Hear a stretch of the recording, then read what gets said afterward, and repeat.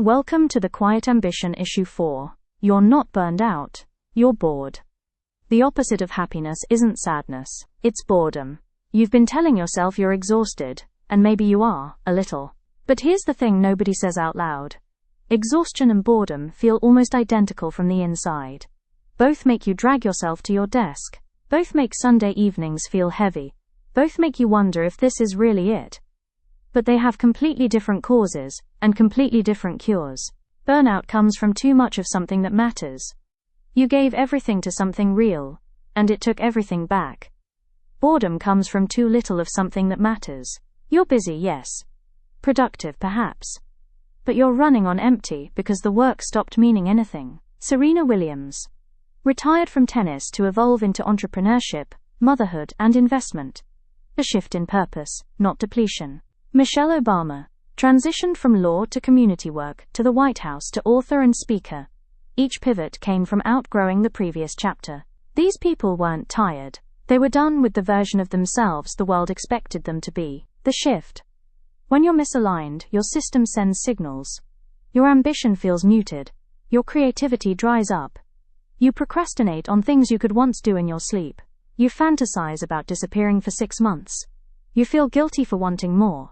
But here's the truth you've been avoiding. You're not losing your spark. You're being redirected. The real difference. Ask yourself this. When you imagine doing less of your current work, do you feel relief? That's burnout. When you imagine doing more of your current work, do you feel nothing? That's boredom. Burnout says, I need to stop. Boredom says, I need something different.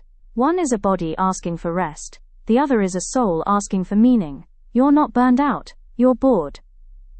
The most dangerous kind of tiredness isn't physical, it's existential. Everyone keeps asking if you're burned out. Maybe they're asking the wrong question, because burnout has become the default explanation for every form of dissatisfaction. Tired, burnout. Unmotivated, burnout. Restless, burnout. Thinking about quitting? Definitely burnout. But what if you're not burned out at all? What if you're simply bored? Not lazy. Not depressed. Not incapable. Bored. And boredom feels different. Burnout says, I don't have the energy. Boredom says, I don't have the interest. Burnout makes effort impossible. Boredom makes effort meaningless. One needs recovery, the other needs honesty. Most people spend years treating boredom as burnout.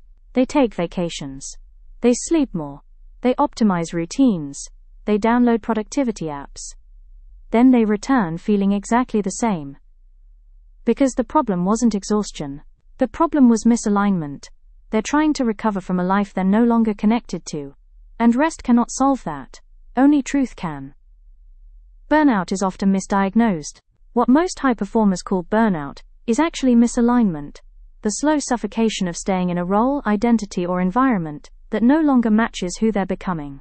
Misalignment feels like chronic restlessness, apathy toward things you used to care about, a craving for something you can't name, a sense of being too big for the life you're in. This week's exercises. Alignment diagnostic. A simple but confronting clarity tool. Write down your current role or identity. Example: senior manager, lawyer, recruiter, consultant, founder.